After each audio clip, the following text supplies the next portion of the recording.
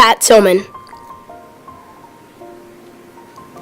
Pat Tillman saved lives by declining money and riches to become a veteran and died knowing he made the right decision. Pat Tillman is a hero because he could have stayed safe, but no, he knew that it was meant to do it, and so he did. Pat Tillman was born on November 6, 1976 in Fremont, California. Pat was the oldest of two younger brothers, Kevin and Richard. He had a dad, Pat Sr. Tillman, and a mom, Marie Tillman. He grew up in California with a desire to explore new things. He would climb trees and play hide and go to seek in the woods with his brothers.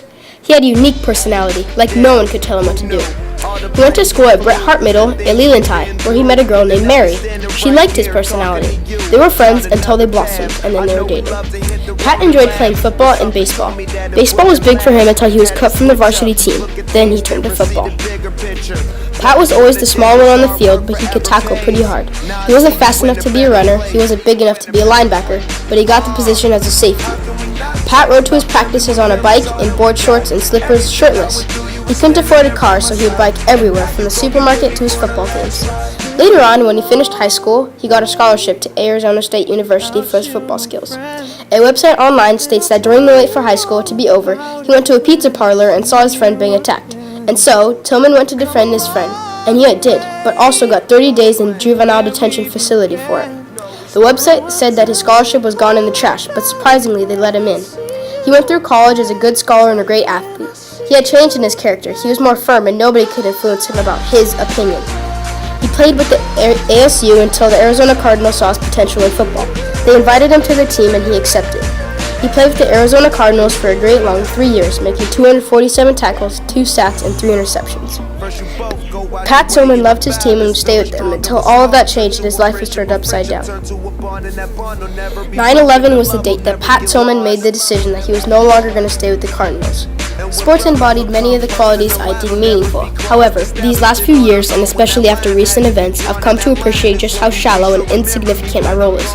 It is no longer important. He was joining the U.S. Army. Pat enrolled as an Army Ranger with his younger brother Kevin, and together, they trained hard to get an assignment in Afghanistan. As an Army Ranger, Pat was a special elite soldier. He had fought in other places, but was proud to fight in Afghanistan. My great-grandfather was at Pearl Harbor, and a lot of my family have gone and fought in wars, and I really haven't done a damn thing as far as laying myself on the line like that, said Pat when he announced the decision to the world. Pat Tillman shut down a 3-year, $3.6 million contract with the Arizona Cardinals to fight for the country he respected and cherished, America. He left for Afghanistan and was off on a new chapter, where he wasn't a football star anymore. He was a hero, fighting for his and America's life. Before he and Mary married, he went to war and was looking forward to coming home to his wife, but sadly, he never did. Pat Tillman went to war confident and a leader. He fought hard for his country and was sadly killed. The news of Pat Tillman's death was indescribable. Everyone was shocked. So many people had touched his heart and made a difference. Pat Tillman died April 22, 2004 in Khost Province, Afghanistan. This was a heavy hit for everyone. Pat's funeral was held 1 month after the incident. Pat specifically requested a non-military funeral if he didn't come home. He also left a note from Mary if he didn't come back, which said, "Throughout the years I have asked a great deal of you.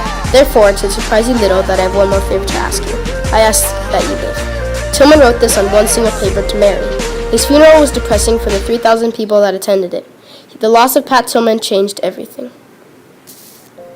Everyone at the funeral was told by the generals that he was killed by running up a hill, driving the enemy back from his fellow comrades, and was shot.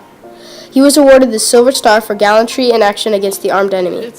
Though the generals acted suspiciously about something, they were guilty of not bringing Pat's gear home to the family. Instead, they burnt Pat Tillman's gear, including his boots, journal, helmet, and socks, to destroy all the evidence of anything, which was stated in an article that also said that the generals told all the soldiers that knew about it to keep quiet or their career was gone. They even lied to Pat Tillman's brother, Kevin, who was in the Army with him, but they were hiding something even bigger: the cause of the death of Pat Tillman. Pat was really killed by friendly fire in a gunfire accident.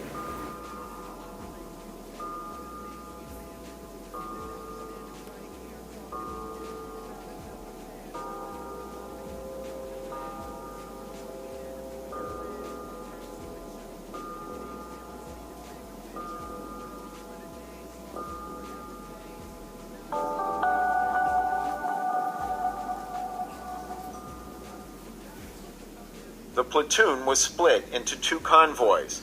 The first which included Pat Tillman and Brian O'Neill, turned left at a T intersection to proceed through a narrow canyon to a small village.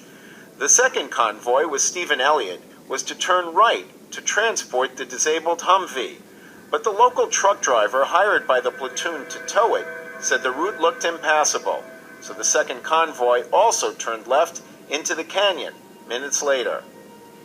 The sun was setting and radio communication was impossible in the deep canyon, so neither convoy knew the other's location, though they were only a short distance apart.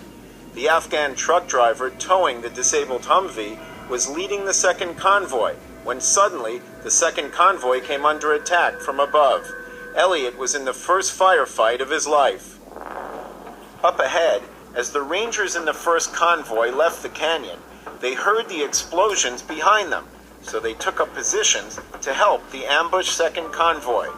O'Neill and an allied Afghan soldier attached to the platoon followed Tillman to a ridgeline position to provide cover fire for the second convoy below. The leader of Elliott's Humvee, Staff Sergeant Greg Baker, ordered the truck driver to move aside so Baker and his vehicle full of Rangers could assume the second convoy's lead position. Baker and his men emerged from the canyon looking into the sun, and Elliott says Baker was the first to fire toward the ridgeline, killing the allied Afghan soldier, who was steps away from O'Neill and Tillman. Then, Elliott says, he and two other gunners seated behind Baker, Trevor Alders and Stephen Ashpole, opened fire on what Elliott describes as shadowy figures near the Afghan soldier's position. O'Neill, who was in his first firefight, says he and Tillman waved their arms and screamed desperately, and Tillman threw a smoke grenade, trying to signal his platoon mates to stop firing. Moments later, Tillman was dead at age 27. It's unclear who fired the fatal shot.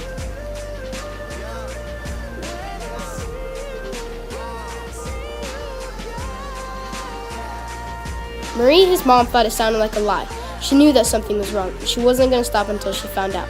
She immediately made calls and asked questions, made more calls and asked more questions. She drowned the generals with questions. She wanted every piece of evidence. So the generals gave her the recording and a script version of the walkies. It was useful information, but all the names were blacked out. After months of stress, anger, and sadness, she finally got answers and accused the generals of the cover-up. She, along with the United States of America, were stunned. I believe that Pat Tillman made the biggest stand in American history. He refused money, riches, and profit to become a real hero. Pat Tillman's story spread until he was as big as the world. He stood when no one else could stand. He fought when no one else could fight. He gave courage to those who needed it most. Pat Tillman gave the real sacrifice. Pat Tillman died fighting for the country he respected and loved. Years later, Pat Tillman's story spread into books, journals, magazines, and even documentaries. He is never going to be forgotten and will always be remembered of the sacrifice he made for us. Marie, Mary, and Pat founded the Tillman Foundation to raise money, scholars, and support for the death of their husband and son. They knew they couldn't dwell on the past, but they could at least remember him forever. The Tillman Foundation has raised $1.25 million and made millions of ASU scholars. The Tillman Foundation has helped lots of kids and families who have lost loved ones in the war, just like them. I chose Pat Tillman because I understood the sacrifice that he made and the courage it takes to take a stand when it matters most. My grandpa was a Ranger, so I respect all of those who serve or served for the United States of America. Pat Tillman is a symbol of a true patriot, leaving your passion and love to fight for America's freedom. We've come a long way from where we began. We started. Oh, I'll tell you all about it when I see you again. Tell you. When I see you